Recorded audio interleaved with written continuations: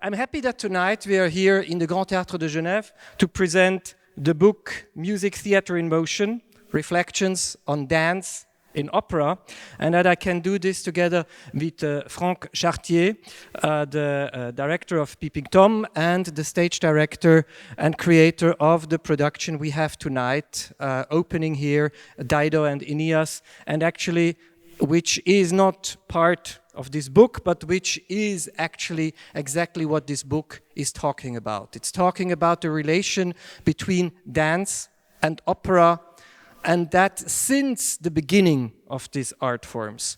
And the book is based on a symposium that was given 2018 in Belgium. Another link to also indirectly Peeping Tom, which is a Belgium-based company.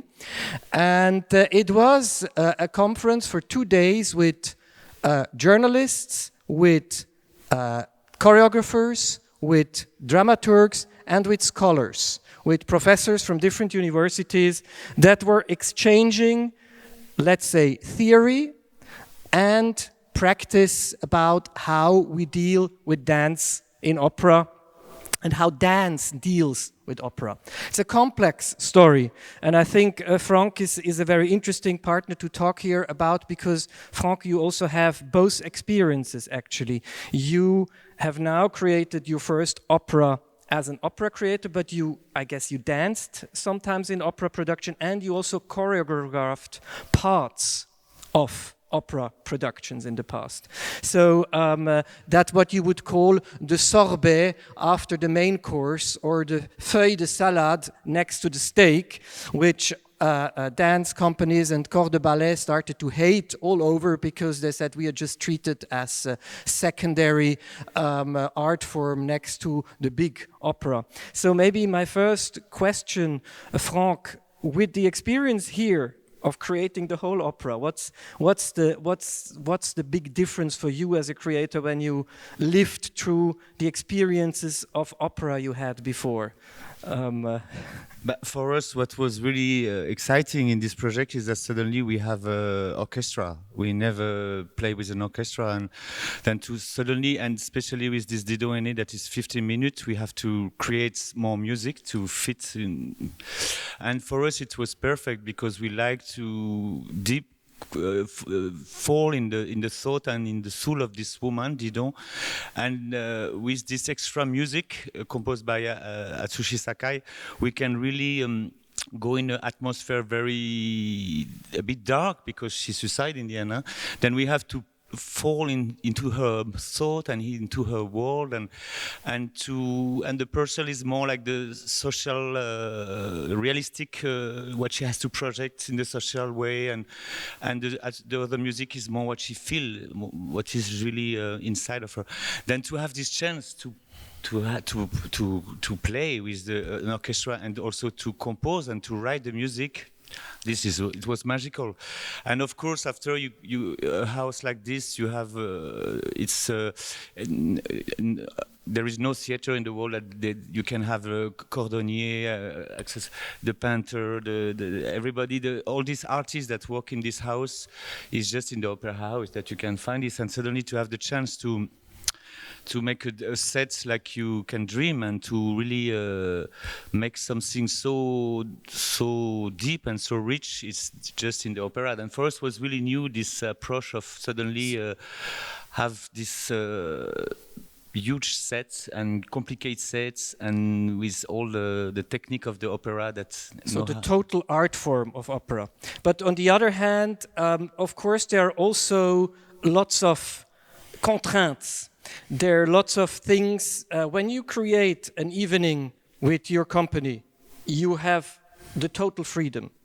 When you create an opera according to a libretto that exists and with music that has been also already written, now it's a bit easier with Purcell because it's not, so to say, a full evening, but nevertheless you have something that is totally given already, which normally is not the case when you do your creation for Peeping Tom. How is that tension between this total freedom, which you're used to normally as a choreographer and creator, to when you come to the opera and you have to deal with a lot of given elements that you cannot influence.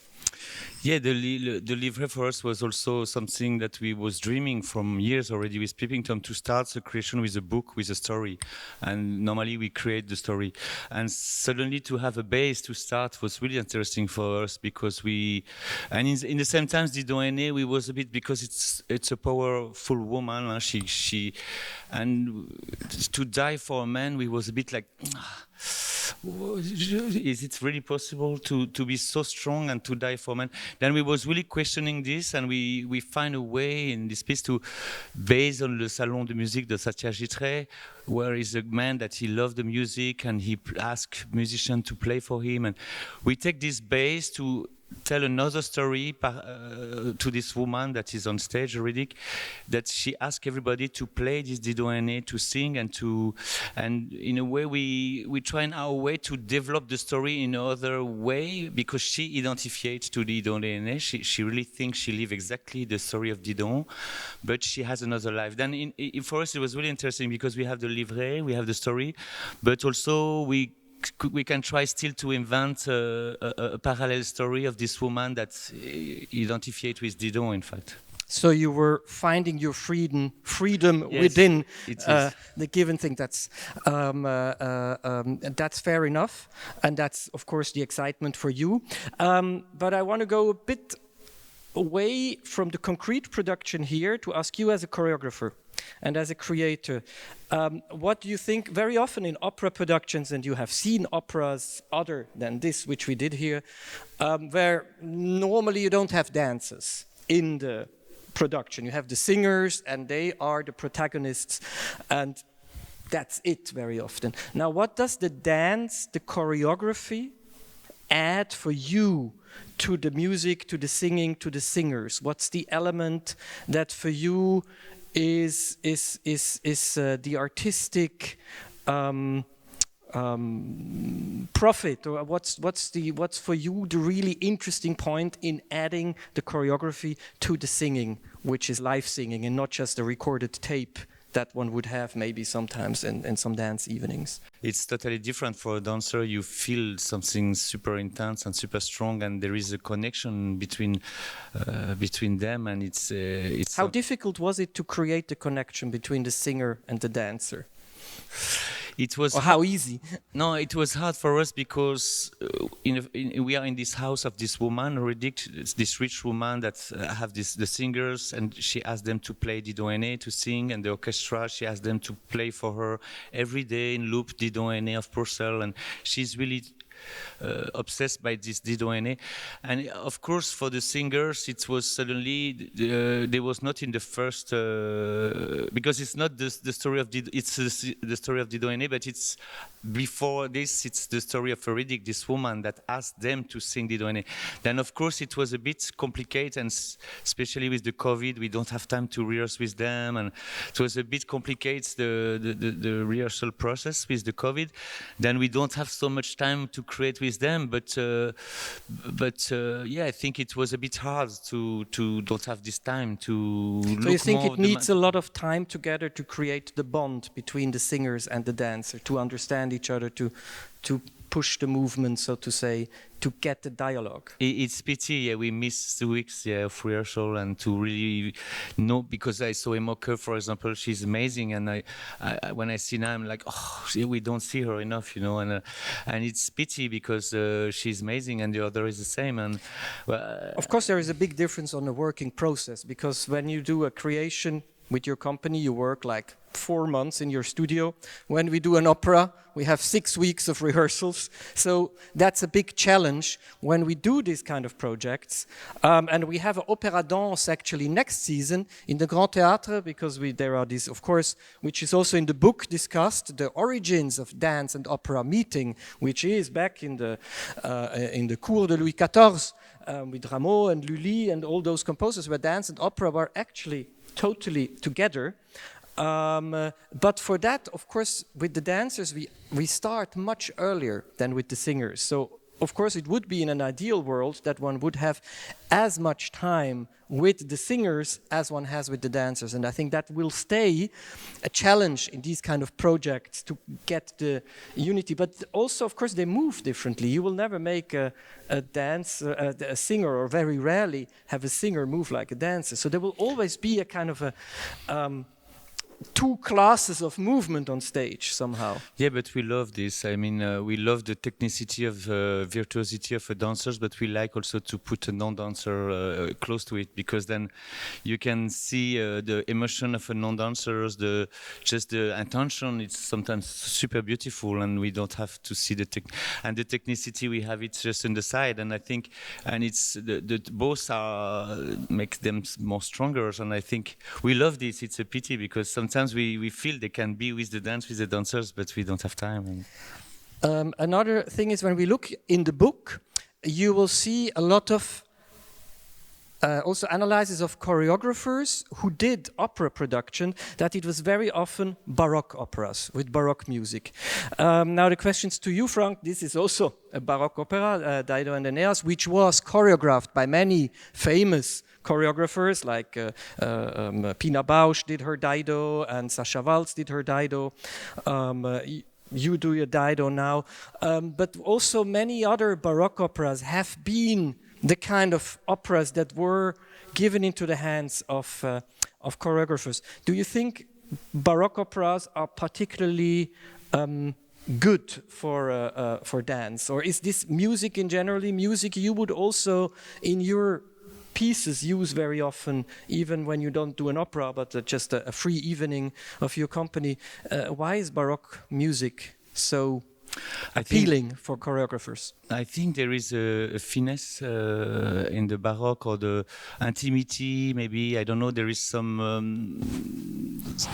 there is some finesse and delicatesse, I don't know the word in English, but I think with our style of dance it fits really well. We love it, and especially because we always play with the rhythm, with the time, to stretch the time, or to make it in a hard moment, in a hard situation. We make it very slow to make it really these horrible moments more tragic, or more, and we stretch it. We make it in ralenti, in slow mo, and Baroque music is so so thin and so delicate that we play a lot with staccato, for example. We love the staccato, tuck, tuck, tuck, tuck, tuck, tuck.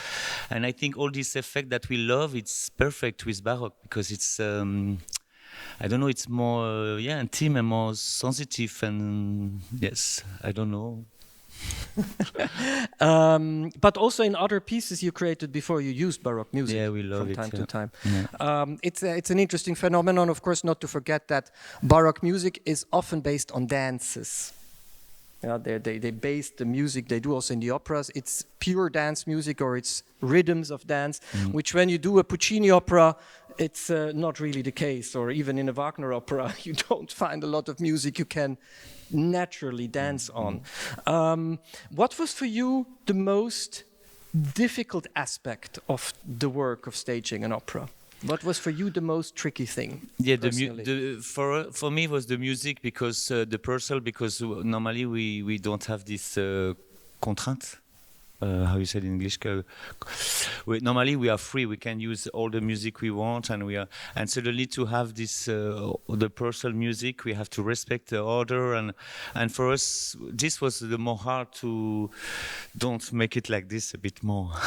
So it was to bring the concept, to find your concept within the structure of yes, the piece. And to sometimes we would love to maybe come back in the past and have memory, and to have this music like this sometimes was hard to put on stage. And there you were lucky to have somebody like Emmanuel Chaim, who of course was strict in certain ways, where she didn't allow you to do whatsoever, but on the other hand, nevertheless very open for your ideas. So this relation with the conductor, I guess, is very crucial in such a piece. Yeah, and thanks to her, because when we was looking for an extra composer, she proposed Atsushi Sakai, that it's a member of the orchestra, and she said he's really open and he can do the job, and we talk and we fall in love with him. He's an amazing guy, and directly and because they are close together, because I think it's 20 years they work together, I think they really find a way to make it possible, because they trust each other. hard. But that's also maybe one of the hard things, to create that trust with somebody you normally don't collaborate. So to have Atsushi, who is really a collaborator of Emmanuel, to write this additional music. And I think what was very special in this project here, that the music that was written additionally, contemporary music, so to say, is played by the Baroque orchestra, by the same musicians that do the Purcell. So we don't have any electro guitars or so in. So it's all pure Baroque. But the process to find this was I guess, quite tricky. It was super interesting when we start to talk and imagine, and the ambient, and for me it was the wow, suddenly to discover this world of creating music for an orchestra, Baroque orchestra, and especially Concert d'Astrée, they never play contemporary music. It's the first time, and they are magical. They are so delicate and so. It's beautiful. I find it amazing. Yeah. So the last question after this experience, in not having the total freedom for once when creating this opera here, would you do that again? Or is that for you something, say, oh, it was fun, it was interesting, it was challenging, but it's not something I would do again, or I would hesitate a lot before doing again another opera project? What's your fazit? Yes, I would love to do it when you start to have this lux of creating all your dream and make it possible. Of course, it's a dream. But maybe it's true with the music, maybe to go more, maybe more freedom, or maybe, I don't know, to create one, or to, I don't know, to maybe... So rather to do a world creation together with the composer from scratch. It can be nice, yeah. Yeah, that's of course also another thing. That's also in the book, like the creations, for instance, of the composer Philip Glass, which we also saw here in Grand Théâtre de Genève with Einstein on the Beach last season. These are, of course, opera that were created with a choreographer as a part, I mean also with the director, but let's say with the idea of creating a piece together with the dance from the start. And that's of course totally different when reinterpreting something already in repertoire, and how does the choreographer find its way. I think it's very interesting, the result we have here. It's very different from other production we have done here, where dance and opera have met. Like in January, we had Péléas et Mélisande with Sidi Larbi-Cherkaoui and Damien Jallet, which is Debussy music, which had a totally different approach in using the dance to direct and illustrate an opera than what you do here. This is much more the tradition of Tanztheater, and I think there it was much more really a choreography through, without text, without clearly theatrical moments, so to say. And then we had Les Indes Galantes, which was the collaboration between a stage director, Lydia Steyer, and Demis Volpi, a choreographer. So there are so many ways that these worlds, which are nevertheless different worlds, but they can meet and they can go in symbiose. We hope that with this production we reach that kind of symbiose. It's an interesting topic. I want to thank the Cercle du Grand Théâtre, who helped to finance the publication of this book. And we have actually on the cover the photo of Péléas et Mélisande, the production we did here in January. Unfortunately also just filmed, like our production here, which the world will just see for the moment filmed. But Dido and Aeneas will go to Lille, it will go to Luxembourg, and I hope it will come back here some years later, that we can also share it with the big audience. Thank you, Franck, for making some time before this premiere. And I hope, I wish the people who have the chance or the interest to read the book an interesting lecture and lots of pleasure in discovering the world of dance and opera together. Thank you very much. Thank you.